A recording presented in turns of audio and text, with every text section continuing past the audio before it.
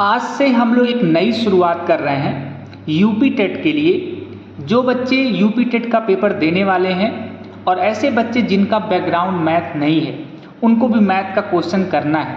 और ऐसे बच्चे सबसे ज़्यादा मैथ से ही घबराते हैं।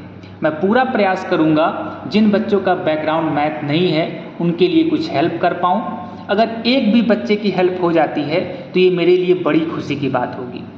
अब मेरा क्या उद्देश्य रहेगा, मैं पिछले साल 5-6 साल जो पेपर हुए हैं उन क्वेश्चन के जरिए आपको छोटे छोटे कॉन्सेप्ट बताने का प्रयास करूंगा, आपको कॉन्सेप्ट क्लियर करने का प्रयास करूंगा। केवल क्वेश्चन को सॉल्व करना उद्देश्य मेरा नहीं रहेगा, उस क्वेश्चन के थ्रू, उस क्वेश्चन की सहायता से बहुत सारे कॉन्सेप्ट आपको सिखाने का प्रयास करूंगा। और मेरा पूरा प्रयास रहेगा कि यूपी टेट के पेपर में आप 20 से ज़्यादा प्रश्न आप हल कर पाएँ। ठीक है, तो स्टार्ट करते हैं अपना, आज की शुरुआत करते हैं। क्वेश्चन नंबर 91 है, आपका मैथ का क्वेश्चन है। लिखा है यदि 10 पे घाते 3x बराबर 125 हो तो 10 पे घाते -2x का मान होगा। देखिए इस क्वेश्चन को कैसे सॉल्व करेंगे, तो कुछ कॉन्सेप्ट आपको बताता हूं, पहले ध्यान से देखेंगे सभी लोग। कहीं पर भी अगर आपको ऋणात्मक घातांक अगर मिलता है, ऋणात्मक घातांक, घातांक का मतलब आप लोग जानते हैं। देखिए बिल्कुल बेसिक से हम लोग स्टार्ट करेंगे।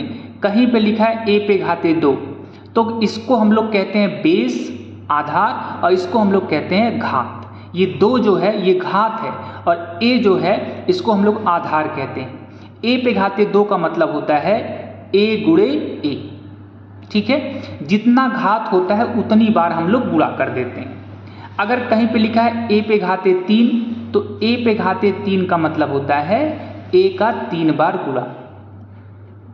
ये बात आपको स्पष्ट होगी। लेकिन कहीं पर अगर लिखा है a पे घाते -3, इसका क्या मतलब है? देखिए a का गुणा -3 बार, देखिए a का गुणा 2 बार हो सकता है, a का गुणा 3 बार हो सकता है, लेकिन a का गुणा -3 बार नहीं हो सकता है। जब भी, ध्यान सुन लीजिएगा, जब भी ऋणात्मक घात कहीं पर आपको दिखे, तुरंत उसको धनात्मक घात के रूप में बदल के प्रश्न को हल करने का प्रयास करिएगा। किसी भी ऋणात्मक घात को धनात्मक में बदलने के लिए उसका क्या तरीका है? अगर वो अंश या हर, जो घातांक है, अगर वो अंश में है तो उसको हम लोग हर में कर देते हैं। और अगर हर में है, अगर ये हर में होता 1/a पे घाते -3, अगर इस तरीके से होता तो हम इसको लिख देते a पे घाते +3। हर में है तो इसको अंश में कर दिए, अंश में है तो हर में कर दिए।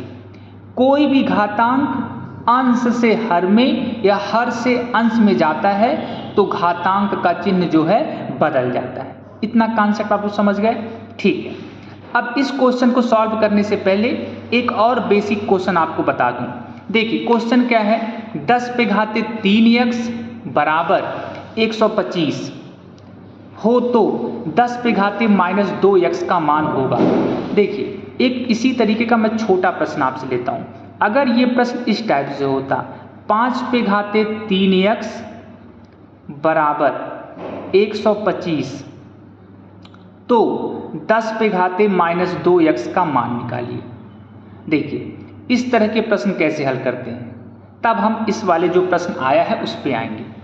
देखिए अगर आपको कोई घातांक दिया गया है और कोई दूसरा घातांक पूछा जा रहा है, सबसे पहले ध्यान से देखेंगे, ये दोनों आधार हैं, आधार को समान करते हैं। आधार को क्या करते हैं? समान।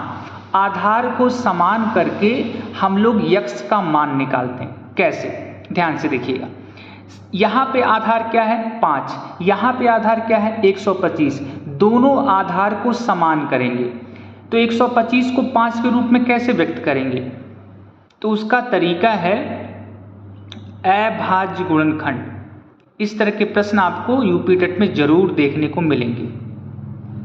अगर घातांक यहाँ पर 3x है और यहाँ पर कोई घातांक नहीं लिखा है तो यहाँ पे 1 मानेंगे। ठीक है, अगर आधार समान होता तो हम घातों को तुलना कर लेते। कैसे करेंगे, ध्यान से देखिए। सबसे पहले आधार को हम लोग सेम बनाते हैं, यहाँ 5 है तो यहाँ भी 5 बनाते हैं। तो अभाज्य गुणनखंड करने का तरीका क्या होता है, सबसे पहले सबसे छोटी अभाज्य संख्या 2 से भाग करते हैं। तो 125 में 2 से पूरा पूरा भाग जाएगा, नहीं जाएगा, तो हम 3 से भाग करेंगे। क्या 3 से पूरा पूरा भाग जाएगा, नहीं जाएगा, तो हम 5 से भाग देंगे। 5 से जब भाग देंगे तो ये कितनी बार जाएगा, 25 बार जाएगा। ठीक है, 5 से तब तक भाग देंगे जब तक भाग जाता रहेगा, और यहाँ पे 5 एक बार जाएगा। अब हम इसको क्या लिख सकते हैं, ध्यान से देखिए। 5 पे घाते क्या लिख सकते हैं, ध्यान से देखिए। 5 पे घाते 3x बराबर 125 की जगह पे क्या लिख सकते हैं, 5 गुणे 5 गुणे 5, और इस पे पूरी घात कितनी है, 1। हम इसको लिख सकते हैं 5 पे घाते 3x। 5 गुणे 5 गुणे 5, कितनी बार 5 गुणा किया गया है, 3 बार, तो हम इसके जगह पे लिखेंगे 5 पे घाते 3। क्या ये बात सबको स्पष्ट है? एक बार फिर से देख लीजिए, बिल्कुल जल्दबाजी नहीं है, आराम से हम चीज़ों को देखेंगे। अगर यहाँ पे लिखा है 5 पे घाते 3x, यहाँ बीच में बराबर का चिन्ह लिखा है, तो सबसे पहला काम आप करिएगा, आधार को समान करिएगा। जब आधार समान हो जाएगा तो उससे क्या फ़ायदा होता है, अभी हम देखने वाले हैं। अब देखिए, ये बराबर का चिन्ह है, ये समीकरण है। समीकरण में अगर दोनों तरफ आधार समान है, तो जब आधार समान है तो घातें भी समान होती हैं। यदि किसी समीकरण में आधार समान है, ये 5 जो है ये आधार है, ये भी आधार है, यदि किसी समीकरण में आधार समान है तो घातें भी क्या होती हैं, समान होती हैं। ये समीकरण का रूल है। तो यहाँ पर घातों को तुलना कर लेंगे, क्योंकि घातें भी समान होंगी, तो 3x बराबर कितना आ गया, 3 आ गया।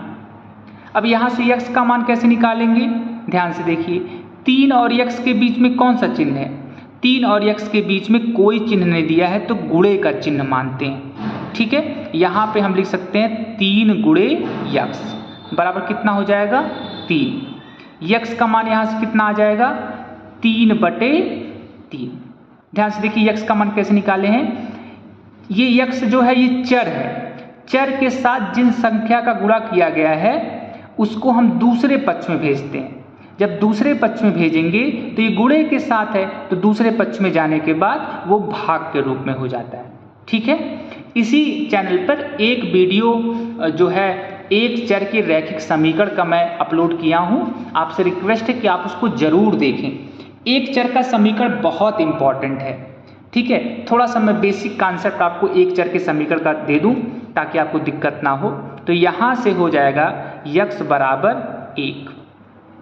जब x का मान आ गया तो जान लीजिए आपका क्वेश्चन हल हो चुका है। x का मान कितना आ गया, 1। अब किसका मान निकालना है, आपको मान निकालना है 10 पे घाते -2x का। अभी आपको क्या बताया हूँ, कहीं पर भी अगर ऋणात्मक घात है तुरंत उसको धनात्मक के रूप में करने के लिए कहाँ पे, अंश में है ना, तो इसको हर में भेज दीजिए। ठीक है, अब x का मान रख दीजिए, तो हो जाएगा 1/10 पे घाते 2, और x के बीच में कौन सा चिन्ह है, गुणे का चिन्ह, अभी बताऊंगा आपको। तो ये हो जाएगा 1/10 पे घाते x का मान 1, तो हो जाएगा 2 गुणे 1 बराबर 1/10 पे घाते 2, और 10 पे घाते 2 का मतलब कितना, 10 गुणे 10, तो हो जाएगा 10 गुणे 10, और 10 गुणे 10 बराबर कितना हो जाएगा, 1/100। तो कई सारे कॉन्सेप्ट हम लोग इस तरीके से यहाँ पे देख सकते हैं। सबको बात स्पष्ट है। ये 10 पे घाते -2x का मान आ गया 1/100। एक चर का समीकरण अभी मैं आपको बताता हूँ, आप उसको जरूर जान लीजिए, क्योंकि आपके यूपी टेट में कुल 30 प्रश्न में से कम 7 से 8 प्रश्न ऐसे होंगे जहाँ पे एक चर का समीकरण आपको यूज ही करना पड़ेगा प्रश्नों में। ठीक है, सीधे तौर पे एक चर के समीकरण से प्रश्न नहीं आते हैं, लेकिन कम से कम 7 से 8 प्रश्न ऐसे हैं जहाँ पे आपको एक चर के समीकरण की आवश्यकता पड़ेगी ही पड़ेगी। तो एक बार हम लोग देख लेते हैं एक चर का समीकरण कैसे सॉल्व करते हैं। ठीक है, ध्यान से देखिएगा। एक चर का समीकरण, ये बड़ा इंपॉर्टेंट टॉपिक है, बहुत सारे प्रश्नों में मैं इसको यूज करूंगा, तो इसको अलग से देख लेते हैं। देखिए, कोई समीकरण लिखा है x + 6 = 9। इसको कहा जाता है एक चर का रैखिक समीकरण। क्यों? क्योंकि इसमें केवल एक चर आया है। a से लेकर z तक जितने भी अक्षर होते हैं उनको हम लोग कहते हैं चर, और गिनती की जो संख्याएं होती हैं उन्हें हम लोग कहते हैं अचर। ठीक है, चलिए, तो इस समीकरण को हल करने का मतलब क्या होता है? देखिए, हल करने का मतलब होता है जिस चीज का मान नहीं पता है उस चीज का मान आप निकालिए। तो इस समीकरण में किसका मान नहीं पता है? क्या प्लस का मान नहीं पता है? क्या प्लस मतलब प्लस होता है, 6 मतलब 6 का मान तो 6 ही होगा हमेशा, बराबर चिन्ह है 9 का मान 9 ही होगा। किसका मान नहीं पता है? तो हमको यक्स का मान नहीं पता है। यक्स बराबर कितना होगा? ध्यान से देखिए, इसको हल करने का तरीका, चर को हमेशा बाएं तरफ कर दीजिए और सभी अंकों को मतलब अचर को दाहिने तरफ कर दीजिए। और दाहिने तरफ करते समय ध्यान सुनिए, जब भी कोई चर या अचर अपना पक्ष बदलता है तो उसका चिन्ह बदल जाता है। यहाँ पे बाएं पक्ष में था +6, दाहिने पक्ष में आया तो -6 हो गया। बात स्पष्ट है? तो यहाँ से यक्स का मान हो गया 9 में से 6 गया 3।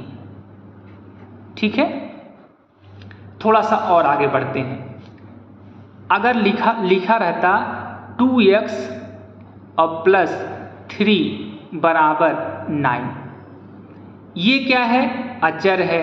ये क्या है? अचर है। ये क्या है? चर है। ये दो क्या है? देखिए, यहाँ पर बिल्कुल भी आप कंफ्यूज मत होइएगा। दो ना तो चर है ना तो अचर है, इसको हम लोग कहते हैं गुणांक। क्या कहते हैं? गुणांक।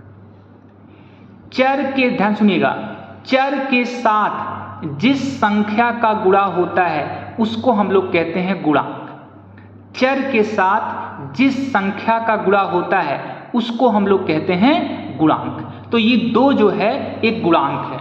इसको आप ऐसे याद रखिएगा कि कोई छोटा बच्चा है, ये समझ लीजिए माता जी हैं, माता जी जहाँ जहाँ जाएंगी ये बच्चा उनके साथ साथ जाएगा। अब लेकिन हमको केवल यक्स का मान चाहिए, केवल यक्स चाहिए, तो बिल्कुल अंतिम में उस छोटे से बच्चे को हम भेजेंगे। नहीं तो ये हमेशा माता जी के साथ, छोटा बच्चा है ये माता जी के साथ हमेशा घूमता रहेगा। अगर लेकिन कहीं पर बिल्कुल एकदम अर्जेंट पड़ जाए कि माता जी को अकेले रखना है तो बिल्कुल अंतिम में 2 को हटाएंगे हम लोग। बात स्पष्ट है? तो ध्यान सुनिएगा बेटा, ये पक्षांतर करते समय हमेशा जितने भी चर अचर हैं आप उनको पक्षांतर कर दीजिए, लेकिन गुणांक को एकदम अंत में आप पक्षांतर करेंगे, ना तो ये चर है ना तो ये अचर है। बात स्पष्ट है आप सभी लोग को? देखिए, तो इसको हल करने का तरीका 2x = 9 और -3, तो ये हो जाएगा 2x = 9 में से 3 गया 6। अब देखिए 2 और x के बीच में कौन सा चिन्ह है? बीच में कोई चिन्ह नहीं दिया है तो गुणे का चिन्ह मानते हैं, तो ये हो जाएगा 6। अब 2 को पक्षांतर करेंगे, गुणे के साथ है तो इधर जाए क्या हो जाएगा? भाग, तो हो जाएगा x = 6/2, तो कितना हो जाएगा? 3। ये बार बार आपको करना रहेगा, ये जो कॉन्सेप्ट है इसको आपको बार बार करना रहेगा, ये आप जरूर अच्छे से सीख लीजिए। अब देखिए, यहाँ 2x के पहले कोई चिन्ह नहीं दिया है, तब कितना मानेंगे? तो वो चिन्ह प्लस मानते हैं। बीच में कोई चिन्ह नहीं दिया है तो गुणे का चिन्ह मानते हैं। समझ में आ गया सबको? आप याद रखने के लिए देखिए, बीच में मतलब मिडिल में तो कौन सा चिन्ह? मल्टीप्लाई, मल्टीप्लाई यम से मल्टीप्लाई, यम से मिडिल, तो बीच में कौन सा चिन्ह मानेंगे? मिडिल वाला चिन्ह मतलब मल्टीप्लाई वाला, और पहले कौन सा मानेंगे? प्लस वाला। बात स्पष्ट है? इस तरीके से एक चर के समीकरण को हम लोग हल करते हैं। ठीक है, आगे जब भी जहां जहां आएगा मैं आपको बताता जाऊंगा। अब हम अपने प्रश्न पे आते हैं और प्रश्न को हल करते हैं। देखिए, प्रश्न हमारा क्या था? प्रश्न हमारा था 10⁻³ x = 125। अब देखिए, मैं आपको क्या बताया, सबसे पहले प्रयास ये करना है कि दोनों तरफ आधार समान बन जाए। लेकिन मैं जब इस मेथड का प्रयोग करने वाला था तो मैं सोचा इधर तो 10 है, क्या इसको 10 के रूप में बनाया जा सकता है 125 को? 125 का अगर मैं गुणनखंड करूंगा तो ये 5 के रूप में बनेगा, 10 के रूप में तो नहीं बन सकता है। अगर ये 10 के रूप में बन जाता, एग्जाम्पल के लिए मैं आपको बोलूं कि यहाँ पे इस तरीके से देखिए ध्यान से, अगर यहाँ पे रहता 10 पे घाते 3x बराबर अगर 1000 रहता, 1000, तब हम इसको 10 के घात के रूप में बना देते। कैसे? देखिए 10 पे घाते 3x बराबर 10 पे घाते 3 लिख देते। आधार समान है तो घात भी समान होगा। क्यों ये समान होता है? क्यों ये समान होता है? अब आप ये देखिए, क्यों इसको हम समान कंपेयर कर देते हैं, इसका भी कारण जान लीजिए ताकि आपको कोई कंफ्यूजन ना हो। देखिए भाई 10 पे घाते 3 बराबर 10 पे घाते 3 ही तो होगा। क्यों कंपेयर कर रहे हैं उसका कारण बता रहा हूं मैं आपको। आप हमको बताइए 10 पे घाते 3 रहेगा तो 10 पे घाते 3 ही तो इसके बराबर होगा। भाई बीच में बराबर लगा है, यहाँ 10 है तो यहाँ भी 10 होगा, यहाँ 3 है तो यहाँ भी 3 होगा। ये बात स्पष्ट है सबको? ठीक है। अब कोई बच्चा आया और इसको क्या किया, इसको बिल्कुल मिटा दिया। ध्यान सुनिए, इसको पूरा मिटा दिया, ध्यान समझिए, अभी आपको एकदम क्लियर हो जाएगा। कोई बच्चा आया, इसको मिटा दिया। अब हमसे पूछा जा रहा है बताओ यहाँ कौन सा अंक होगा। तो देखो ध्यान से, यहाँ पे हम लिखेंगे 10 पे घाते 3 और मुझे यहाँ नहीं पता है, तो जब भी कोई अंक का मान नहीं पता है तो आप यक्स लिख दीजिए। यक्स का मतलब हमें नहीं पता है कितना होगा। गणित में यदि कोई वैल्यू आपको निकालनी है, उसका मान नहीं पता है तो उसको यक्स मान लीजिए। बात स्पष्ट है? यक्स मान लीजिए। अब आप बताइए, आधार समान है तो यहाँ पे कितना यक्स का मान कितना हो सकता है? आधार समान है तो यहाँ 3 है तो यहाँ यक्स का मान कितना होगा? 3 ही तो होगा। तो इस आधार पे हम लोग कंपेयर करते हैं। बात स्पष्ट है? ठीक है। अब ध्यान से देखिए, तो हम इसको जो है 10 की घात के रूप में नहीं लिख सकते हैं। इसका मतलब ये कंपेयर वाला जो नियम है, ये कंपेयर वाला पहला नियम है। इससे बहुत सारे प्रश्न पिछले पेपर में आए हुए हैं, ठीक है। तो यहाँ पर ये कॉन्सेप्ट फेल हो गया। अधिकतर लोग यही कॉन्सेप्ट से लगाने का प्रयास कर रहे थे इस प्रश्न को, और ये लगा नहीं। तो इसका तरीका क्या है, थोड़ा सा हमको इसको आगे बढ़ना पड़ेगा। तो देखिए, इसको हम लोग लिख सकते हैं 10 पे घाते यक्स बराबर 10 पे घाते यक्स के ऊपर घात 3। देखिए ये कौन सा, ये कैसे हमने लिख दिया? ये बड़ा सिंपल सा कॉन्सेप्ट है। देखिए घातांक का एक नियम है, घात के ऊपर घात, ध्यान सुनिएगा, घात के ऊपर घात, घातों का हम लोग गुणा कर देते हैं। 3 का यक्स में गुणा करेंगे तो 3 यक्स आ जाएगा। तो हमने यक्स को अलग कर दिया और 3 को अलग कर दिया। क्यों किया है अभी समझ में आ जाएगा।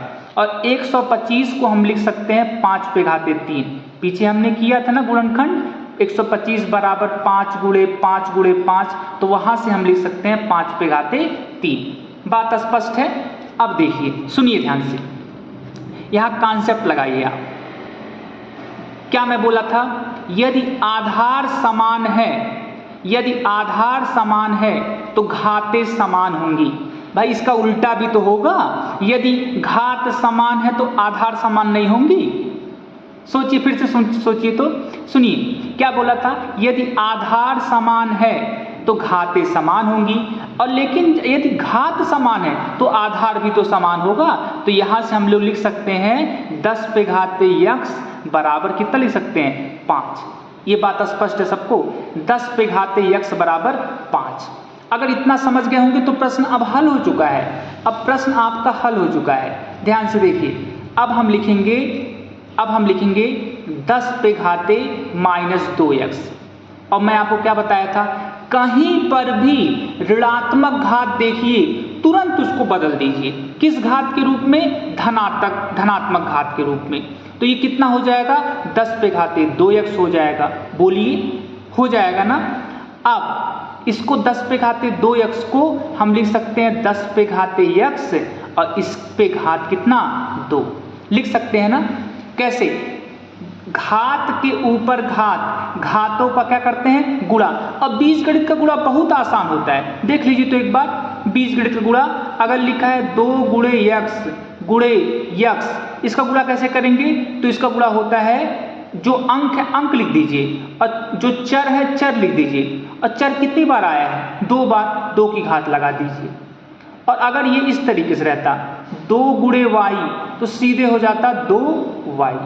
बीजगणित का गुणा एकदम आसान है, कर लेंगे तो। और ये कैसे है घात के ऊपर घात, अगर लिखा है x पे घाते 3 और इसके ऊपर घात 2 लिखा है तो घात के ऊपर घात, घातों का गुणा, x पे घाते 3 दूना 6 हो जाएगा। बात स्पष्ट है? तो यहाँ देखिए 10 पे घाते x का मान कितना निकाले हैं आप?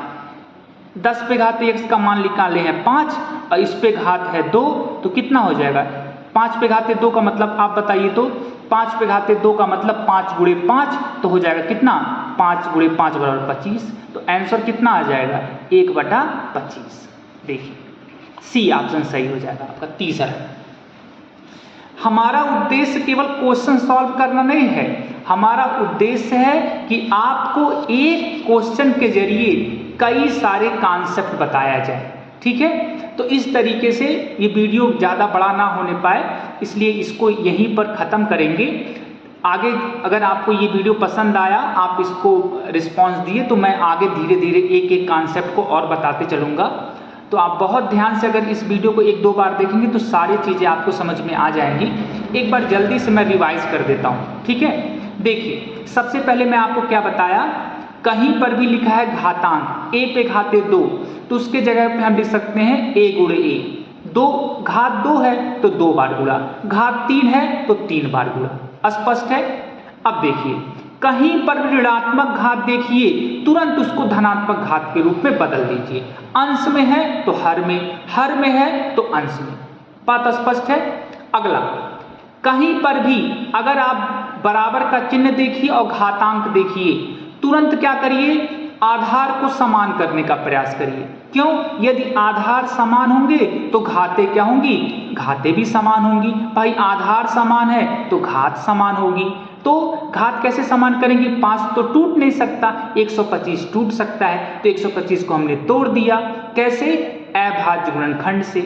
अभाज्य गुणनखंड कैसे करते हैं? सबसे पहले हम लोग 2 से भाग करते हैं, 2 से पूरा भाग नहीं जाएगा तो हम 3 से भाग करेंगे, और 3 से भाग नहीं जाएगा तो 5 से भाग करते हैं। 4 से भाग क्यों नहीं करते हैं? 4 एक भाज्य संख्या है। अभाज्य गुणनखंड हमेशा अभाज्य संख्याओं से किया जाता है। अभाज्य संख्या कौन सी होती हैं? ऐसी संख्याएं जो 1 से कटे और स्वयं से कटे, उसे कहते हैं अभाज्य संख्या। अभाज्य संख्या संबंधित प्रश्न है आपके पेपर में, अभी अभाज्य संख्याओं के बारे में आपको बताऊंगा। ठीक है, आप विश्वास रखिए, अगर आप पिछले 3-4 साल का पेपर सॉल्व कर लिए तो आप यूपी टेट के जो नए पेपर होने वाले हैं उसमें 15 से ऊपर क्वेश्चन करके आएंगे, मेरी पूरी गारंटी है, मेरी पूरी गारंटी है। तो आप बस बढ़िया से देखते रहिए एक एक कॉन्सेप्ट को। ठीक है, अब इधर देखिए एक चर का समीकरण मैं आपको बताया हूं। अब एक चीज मैं आपको और बता दूं, देखिए ये प्रश्न देखिए, बहुत सारे प्रश्न तो आपको हल ही नहीं करना है, बस ऑप्शन देखना है। अब देखिए ये क्वेश्चन है, लिखा है 10 पे घाते 3x बराबर 125 और 10 पे घाते -2x का मान निकालना है। अब देखिए 10 पे घाते -2x का मतलब है 1/10 पे घाते 2x। हाँ देखिए ध्यान से, 10 पे घाते -2x का मतलब है 1/10 पे घाते 2x। ठीक है भाई सुनिए ध्यान से, 10 पे घाते 3x का मान है 125, तो अगर हम 10 पे घाते 2x कर देंगे तो इसका मान थोड़ा सा कम हो जाएगा, 100 हो जाएगा, 75 हो जाएगा। बात समझ रहे हैं भाई? 10 पे घाते 3x बराबर 125 है, 10 पे घाते 4x होगा तो इसका मान और बढ़ जाएगा, 150 हो जाएगा, 200 हो जाएगा, अनुमान लगा रहे हैं। 10 पे घाते -2x है तो 1/10 पे घाते 2x हो जाएगा, 1/10 पे घाते 2x। अब बताइए हम एक एज्यूम करते हैं कि चलिए 125 से कम वाला मान लिया 100 है, ठीक है। हम मान रहे हैं कि 10 पे घाते 2x का मान लगभग 100 के बराबर आएगा या उससे कम होगा, जो भी होगा, ठीक है। लेकिन आप बताइए, जब ये 10 पे घाते 2x 1/10 पे घाते 2x के रूप में जाएगा तो क्या इसका मान 25 हो सकता है? बिल्कुल नहीं हो सकता है, क्योंकि जो भी मान होगा वो 1 और कुछ ना कुछ वैल्यू देगा, 25, 30, 40, मतलब ये मान तो बिल्कुल भी नहीं हो सकता है। और ये देखिए 10 पे घाते 3x बराबर 125 और 10 पे घाते -2x, माइनस का चिन्ह तो यहाँ आ ही नहीं सकता है। 10 पे घाते -2x का मान निकालना, माइनस का चिन्ह तो आ ही नहीं सकता है। ऑप्शन नंबर 1 और 2 तो वैसे ही खत्म हो गए, 2 ही ऑप्शन हो सकते हैं। अगर एक ऑप्शन और कुछ उल्टा सीधा दिया होता तो सीधे हम आंसर लगाते, हम इसको हल ही नहीं करते। बात समझ में आना? अभी हम क्वेश्चन देखने वाले हैं, कुछ क्वेश्चन मैं देखा हूँ कि उसको सॉल्व ही नहीं करना है, बस ऑप्शन देख के आप लगा सकते हैं। अगर आप एग्जाम में क्वेश्चन कर रहे हैं और बहुत जल्दी में आपको अंतिम में समय बहुत कम मिला है और आपको तुक्का लगाना है, तो अगर आप 2 ऑप्शन काट दिए, दोनों में से एक लगा दिए, तब भी आपके आंसर सही होने का चांस बढ़ जाता है। मतलब आपके पास कोई 30 सेकंड है और आप सॉल्व करने का समय नहीं है और आपको टिक लगाना है, तो भाई ये तो हो नहीं सकता है, ये होने दोनों में से एक होगा, एक पे टिक लगा दीजिए, बहुत चांस है कि आपका दोनों में से एक सही हो जाए। ये तब के लिए बता रहा हूँ जब आपके पास समय बहुत कम बचा है, क्वेश्चन आप सॉल्व नहीं करने का समय बचा है, ठीक है। तो आप क्वेश्चन को एलिमिनेट करने का आप प्रयास करिए कि ये ऑप्शन नहीं होगा, ये नहीं होगा, ठीक है। एलिमिनेशन मेथड हम लोग सीखेंगे आगे, ठीक है। उम्मीद है कि आपको ये वीडियो अच्छा लगा होगा। अगर ये वीडियो अच्छा लगा हो आप लाइक करिए, और इसके बाद हम सेकंड क्वेश्चन देखने वाले हैं 92, और आगे धीरे धीरे वीडियो को और बड़ा करेंगे, एक साथ 2 क्वेश्चन 3 क्वेश्चन देखने का प्रयास करेंगे। लेकिन उद्देश्य ये रहेगा कि ज़्यादा से ज़्यादा कॉन्सेप्ट आपका मैं क्लियर कर पाऊँ, ठीक है। बहुत बहुत धन्यवाद।